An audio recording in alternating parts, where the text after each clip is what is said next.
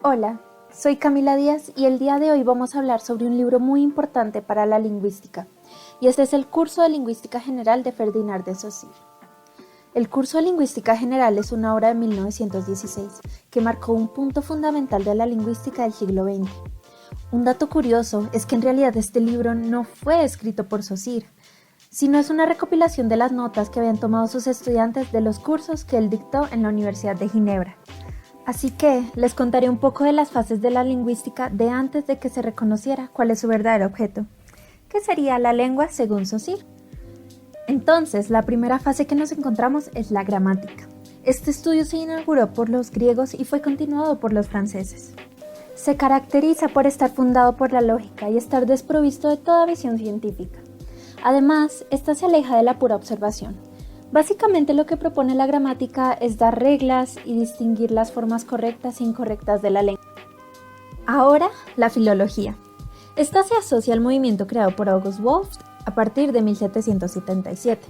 Su principal característica es que hay más objetos de estudio que la lengua misma, que quiere, sobre todo, fijar, interpretar y comentar los textos. Este primer estudio la lleva a ocuparse también de la historia literaria, de las costumbres, de las instituciones, etc. Sí aborda cuestiones lingüísticas, es sobre todo para comparar textos de diferentes épocas, para determinar la lengua particular de cada autor, para descifrar y explicar inscripciones redactadas en una lengua arcaica o oscura. El problema es que ésta se atiende servilmente a la lengua escrita y deja de lado la lengua viviente. Y la gramática comparada. Se dio cuando se descubrió que se podían comparar las lenguas entre sí. Entonces Frank Bopp comprendió que las relaciones entre lenguas parientes podían convertirse en materia de estudio y así aclarar una lengua por medio de otra. El sánscrito fue una lengua primordial para la creación de la ciencia de Bopp. Gracias a esta, la base de estudio fue más amplia y sólida, ya que esta contenía muchos elementos originarios. Entonces, al momento de ser comparada con el griego y el latín, se daban respuesta a un gran número de casos. Unos de los últimos representantes de esta escuela fueron Max Müller, George Curtius y August Schleicher. Sin embargo, este estudio no llegó a ser la verdadera ciencia lingüística, ya que no se preocupó por determinar la naturaleza de su objeto de estudio. Uno de sus errores es que fue exclusivamente comparativa en vez de histórica. Por eso se formó una nueva escuela que es la de los neogramáticos, quienes eran más que todo alemanes. Ellos se destacan por colocar los resultados de la comparación y ponerlos en una perspectiva histórica. Bueno, ya que sabemos un poco del avance de la lingüística, vamos a tomar un tema un poco diferente, el signo lingüístico. El signo lingüístico es la unidad básica con la que se forma una lengua. Este signo asocia una idea o concepto con una forma ya sea escrita o sonora. Toda lengua se compone de signos lingüísticos. Sin embargo, para entender completamente este tema, debemos tener en cuenta tres términos muy importantes que debemos saber diferenciar. Estos son lenguaje, lengua y habla. Comenzaremos por el lenguaje. Según Ferdinand de Saussure, el lenguaje es un sistema comunicativo innato del ser humano y es universal. Este es un término muy amplio. Tú podrías comunicarte más que solo por el habla.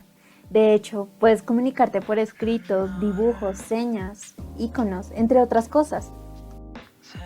También, Saussure hace énfasis en el lenguaje social e individual. Son los dos lados que comprenden respectivamente a la lengua y el habla. Entonces, la lengua.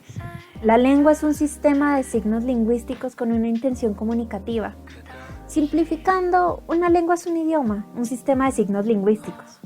Para encontrar una lengua necesitamos abarcar la suma de las imágenes verbales almacenadas en todos los individuos. Por otro lado tenemos el habla. Este es el uso efectivo que los hablantes le dan a la lengua. Es la manera en que cada ser humano pone en práctica su comunicación por medio de una lengua. Ahora podemos ver más claramente cómo es que la lengua tiene un enfoque social y el habla tiene un enfoque individual. Entonces, ya conociendo estos términos, podemos seguir con el signo lingüístico. Los signos lingüísticos se componen de una dualidad de significado y significante. Y te preguntarás, ¿qué es eso? El significado o contenido es el concepto o idea que viene a nuestra mente al escuchar una palabra.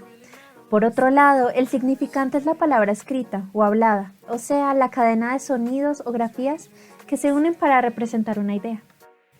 Entonces, por ejemplo, aquí tenemos la luna. De hecho, a la izquierda tenemos lo que sería el significado, que es básicamente esa idea que tenemos en nuestra mente de lo que sería la luna. Al otro lado tenemos el significante, que es la grafía, es la cadena de letras para representar una idea. El signo lingüístico cuenta con 5 características principales. Lo primero es que es lineal. El signo lingüístico es una cadena de sonidos que van uno detrás de otros en un orden fijo, y que de perder ese orden se pierde la palabra. Si el sonido cambia de orden, también perdemos la palabra. Es arbitrario, ya que no hay razón o motivación para unir un significante con un significado concreto. Vamos a intentar poner un ejemplo. Volvamos a la palabra luna. Para una persona que sea extranjera, el significado va a seguir siendo el mismo, pero el significante va a cambiar, ya que no van a hablar en el español donde sería luna. Por ejemplo, en inglés sería moon. Por este motivo no se le puede dar un significado concreto. También es convencional. La lengua, al ser un producto social, hay cierto acuerdo para unir un significado con un significante.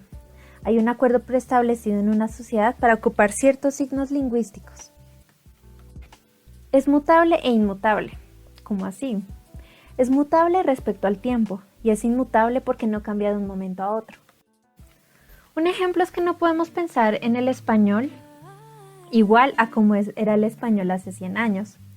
Ha ido avanzando y evolucionando en este plazo, pero también se refiere a que es inmutable en tiempos cortos, porque no puedo llegar yo decir que el lápiz ahora se va a llamar Peto y todo el mundo va a aceptar eso. A eso se refiere con que es inmutable. No todo el mundo va a comenzar a utilizar esa palabra instantáneamente. Por último, el signo lingüístico puede dividirse en elementos más pequeños. Se puede dividir en morfema, gramema y fonema.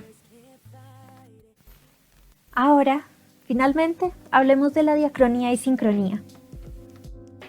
La lingüística sincrónica estudia la lengua en sí misma como el sistema de signos en un conjunto de hablantes sin tener en cuenta el tiempo. Por otro lado, la lingüística diacrónica estudia la evolución de las lenguas o de estados de lenguas en el tiempo. Bueno, esto es todo en lo relacionado al curso de Lingüística General de SOSIR. Espero que les haya gustado. Mi nombre es María Camila Díaz. Hasta luego. Hope you guys enjoyed. I know some of you guys are wondering how you could download those amazing non-copyrighted aesthetic music that I've shown you a while ago.